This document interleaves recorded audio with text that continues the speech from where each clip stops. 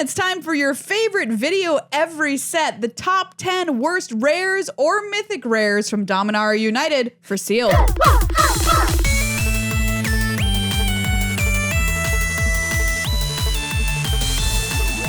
Once again, we're telling you, we're talking about what is bad specifically for sealed. Yes. There's some cards in here that you're going to be big mad when we name them because you're going to be like, that's a great card and of course I want to open it, but you're not going to want to play it in your sealed deck. No, these might be great cards for your commander deck or other constructed formats, but we're talking here for your pre-release sealed event. These are not the cards you want to see, and we need to caution you to not play them. Don't do it. Just don't do it. Do yourself a favor. Exactly. And don't play them.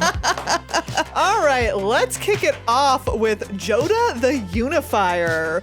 Of course, no big surprise that this friend is on there because it costs white, blue, black, red, green. This is for a legendary creature, Human Wizard. It's a 5/5 at Mythic Rare. Legendary creatures you control get +X/+X, where X is the number of legendary creatures you control. So it is a 6/6 okay, for sure. all of those colors. Whenever you cast a legendary spell from your hand, exile cards from the top of your library until you exile a legendary non-land card with lesser mana value. You may cast that card without paying its mana cost. Put the rest on the bottom of your library in a random order. Okay, I get it. You're in 5 colors. There's a lot of legendaries in the set. Maybe you can even kick off this like cool legendary only cascade once or twice. But do you know what? You're really living the dream at that point. Yes. That is not the average experience with a 5-color card like this. So just don't do it. You got to be super careful because you don't get to choose your lands in your sealed deck. They're just whatever you get. Yep. And beware, do not try Well, you get and to choose your basics. Well, yes, you get to choose your basics. Yeah, but you don't get to be like, oh, I've got access to a bunch of fixing. Yeah. You probably don't. Don't stretch yourself and hurt your mana to play Jodah if it cannot be supported, everybody. You will be able to play more than 2 colors in this format, but you've got to be careful. Be realistic with yourself. Will I be able to cast this something close to on curve most of the time? The answer is probably no. And will it inhibit you from casting other cards in your hand because you don't have the mana colors that you need? And then you're just super sad. Next up is another one that's going to make people big mad when I say it. But do you know what? It's Timeless Lotus. What does this do when it hits the battlefield at 5 mana? Not a stinking thing. Yeah, 5 mana for a legendary artifact at Mythic. It enters the battlefield tapped. You can tap it to add Woobird. Do you know what? You paid 5 mana. Your opponent paid 5 mana and landed a sick 4/4 on the board, all right? This 4/4 has Vigilance and Lifelink or whatever other abilities, and you did nothing. Yeah, this card is going to ramp you from 5 mana to 10 mana. But that's not the place where most people get stuck. I don't know why. Like, you're not like, oh no, I got to 5. Usually it's if you're stuck at 4 and you can't get to 5. That's where you're really hurting. Yeah, it's just not going to do enough for me at that 5 mana slot. I want a creature or a spell that's going to impact the board in a big way. And this, it's going to give you 1 of each color if you really need to fix. But I mean, like, think about it before you do it because it's just not winning you the game. Hi. Are you gonna say bad times at Ridgemont Time? Hi, but I faded on time. Oh, okay. Timeless Lotus. Next up is Chaotic Transformation. This is 5 and a red for a sorcery. It says exile up to 1 target artifact, up to 1 target creature, enchantment, planeswalker, and or land. For each permanent exiled this way, its controller reveals cards from the top of their library until they reveal a card that shares a card type with it, puts that card onto the battlefield, and shuffles. You're gonna exile a creature and they're gonna get a better one. That's just how Murphy's Law works. Like, that's what it is. Yeah, so you're going to spin the wheel on yourself here, exiling stuff and hoping to hit something better. Yeah. You might hit something worse, though. Exactly. You do it to yourself, you're going to hit something worse. You do it to your opponent's thing, they're going to hit something better. That's just the way it's going to work. That's just the way it's going to go. And you paid 6 mana to just, like, really roll the dice on who knows what's going to happen here. If you want to do something silly with your deck, I would say play this card all day. It's a silly, spinny card. Very silly card. But is it going to win you games? No. Yeah. Is it going to lose you games? Well, quite possibly. Is it going to actively lose you a game of Magic? The potential is there. This card is Vegas in a card. Yes. Next up is a card that I personally love. Thank you for printing this card, Wizard of the Coast. Ivy Gleeful Spellthief. Green-blue for a 2/1 flyer at rare. Whenever a player casts a spell that targets only a single creature other than Ivy Gleeful Spellthief, you may copy that spell. The copy targets Ivy. So if you cast an aura targeting another creature, you get an aura attached to pretty Ivy. cool. Very cool, and like an auras-centric deck, but in a sealed pool, it's just not doing enough for me. Do you want to know how many auras there are in this set, Megan? Tell me. The answer is 2. Wow, that's a real bummer. It's a huge bummer because I really wanted an aura sub-theme in this set, but we're just not getting it. And like, oh, what? You're gonna get to like copy pump spell? like exactly like a trick. One time. No, like that's nice. That's okay. But it's not rare nice. Yeah, it's just like, oh, that's an okay card if I'm playing Simic, you know, but like I'm not gonna jump around and win the game from it. Yeah. Next up is Jhoira Ageless Innovator. This is very sad because the last Jhoira she was great. sick. She was great. But this is blue-red for a 2/3 legendary creature, Human Artificer. Tap, put 2 ingenuity counters on Jhoira Ageless Innovator. Then you may put an artifact card with mana value X or less from your hand onto the battlefield, where X is the number of ingenuity counters on Jhoira. So why? what? Why is my question. Exactly. Okay, you got a 2/3 for 2. That's nice. That's fine. But that's not what you want as your rare. Yeah, the thing is with the artifacts in this set, there's really nothing that you want to cheat out. Yeah. There's just nothing that's big enough or cool enough with an awesome enough effect. You're gonna be like, oh, what if I have this and Timeless Lotus? I don't know. What are you even doing with that though? And by the way, you're tapping her to do this stuff to put the ingenuity counters on her, so that's gonna take time. Exactly. And I don't know. There's just no reason that I could see really for doing this. In Constructed, in Commander, you're gonna do something cool with this. Great. But not right in here? Sealed. No. Next up, we have a set of 4. Yes. This is the first time that we've done something like this, but these are 4 similar cards in that they are lords for some of the different creature types that we're seeing in this set. But the problem is that there's just not enough creatures of those types to make them super great. Yeah, so the 4 we're gonna talk about is Runedvelt Horde Master, which is the Goblin Lord. Yep. There's Shadowrite Priest, which is the Cleric Lord. And there's Leaf Crowned Visionary, which is the Elf Lord. And Vodalian Hexcatcher, which is the Merfolk Lord. So first thing we're just going to do is talk about their Lord ability, which gives +1/+1 to creatures that share a type with them. Yes. That share a creature type with them. So that being said, there's just not enough creatures of the creature type within the colors you're probably going to want to play in your sealed pool unless you are the most lucky person on the planet. Yes, but there's just not that many of them. For goblins, Runedvelt Horde Master is a 1/1. Whenever another goblin you control dies, exile the top card of your library. If it's a goblin creature card, you may cast that card until the end of your next turn. Just not gonna happen. There's only 6 goblins in this set, 6. everybody, and 2 of them are rare, so. Yeah. Shadowrite Priest is the Cleric. Lord has the ability 3 black tap, sacrifice another cleric, search your library for a black creature card, put it onto the battlefield, then shuffle. At least it only has to be one other cleric in this case, but yeah, exactly. Still. But it's just like not, and it has to be another cleric. Like you can't do it with this one. Yeah.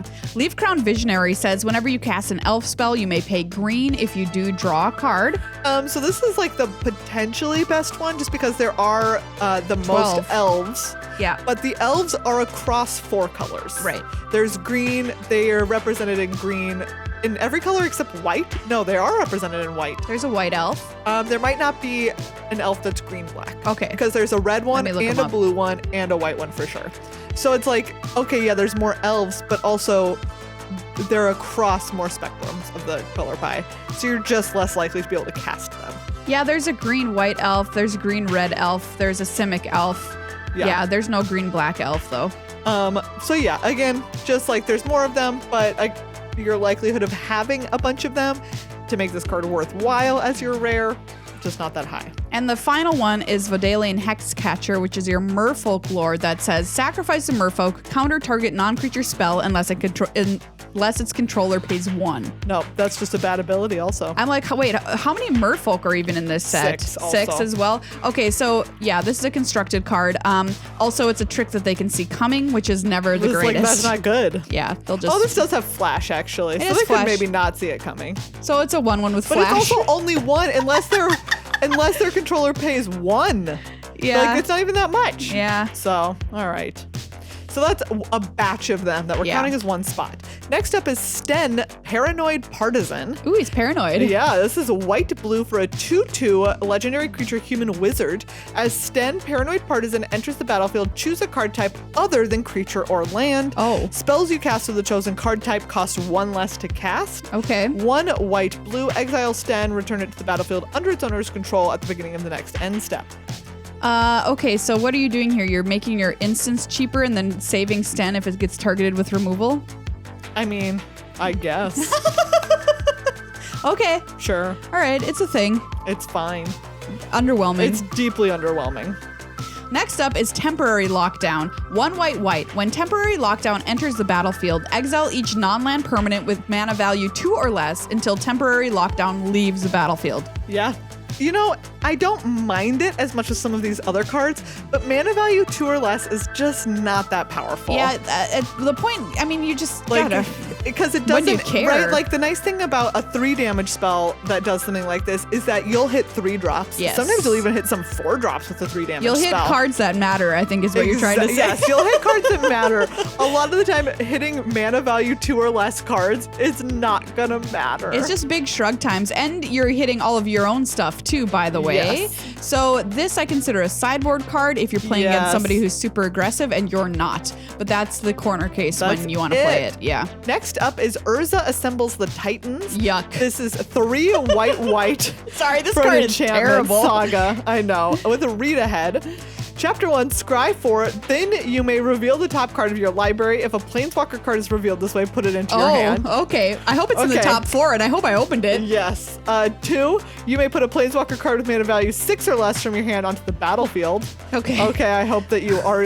like, guess what? Congratulations, you're already winning because you have a stinking Planeswalker. Yeah. So, like, who cares? Who cares? 3, you may activate the loyalty abilities of Planeswalkers you control twice this turn rather than only once. Again, congratulations, you're already winning. You have a Planeswalker This in a card limited game. is so bad that I wouldn't even play it if I opened a Planeswalker in my sealed pool. You know, I think I agree. Like, I guess... No. I don't think I would. I don't think I would. Because what if I had already drawn it? It's so bad. Then this card is 100% dead. And if I didn't already draw it, maybe I already had played it, it had already died, maybe it was ticking up, or maybe I won't find it in the top 4. It's just It's bad. just so bad, everybody. It's very bad. That's one of the worst rares we've seen in a pretty while. stinky. And finally, we've got a cool card, but one that we gotta warn you about. This is Weatherlight Completed. Yes, this is 2 mana for a 5/5 legendary artifact vehicle. Unlike a lot of vehicles we know of, it does not have crew. No crew cost. No, it has flying, and as long as Weatherlight Completed has 4 or more Phyresis counters on it, it's a Phyrexian creature in addition to its other types. Phyresis counters. Yes, Weird. and then whenever a creature you control dies, put a Phyresis counter on Weatherlight Completed. Then draw a card if it has 7 or more Phyresis counters on it if it doesn't scry 1. Wow. It's okay. just... You're gonna be surprised by how few of your creatures die in a game of Magic. Yes, for sure. Is my biggest thing to say about this. There's games where creatures just take a long time to ever actually die. Yes, they'll just be around on the battlefield. You can't control that, by Yes. the way. I just want to point that out. Unless you are like killing all of your stuff. It's a board wipe or whatever. Right, your opponent can just be like, yeah, I won't trade my creatures with you for a little bit because Yeah. I don't want that thing to be activated.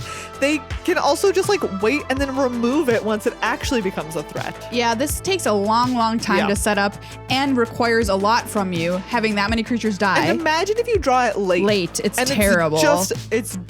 It just sits there. Yeah. There's a card It's just there. that you can play with this card in Constructed, which gives vehicles a crew cost, which would be kind of cool with this card. Yeah. That's not this format. Nope. So, save it. You're going to want to do a cool thing with this, and we're just here to warn you, the cool thing is going to be out of your reach way more often than you think it is. And out of your control, quite frankly. Yes, and out of your control. And I don't know about you, but I like to be in control in a game of Magic the Gathering, even if I'm not playing control. You feel me?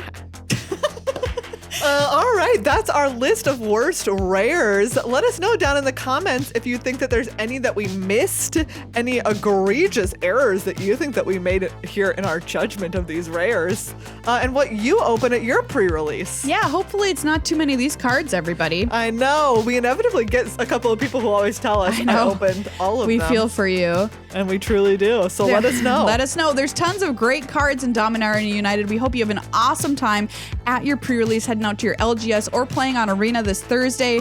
And we hope that that time does not include too many of these stinky cards. And of course, none of this includes the honorary mention that yes. is always on our 10 worst rares to open list, which is any of the lands. Sorry.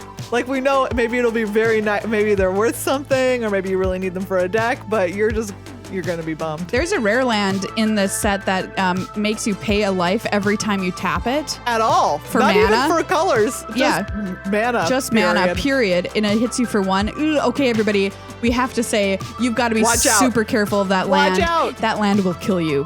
That land will You can't kill even you. tap it for a colorless to get outside of the paying a single life to use it. That land will kill you.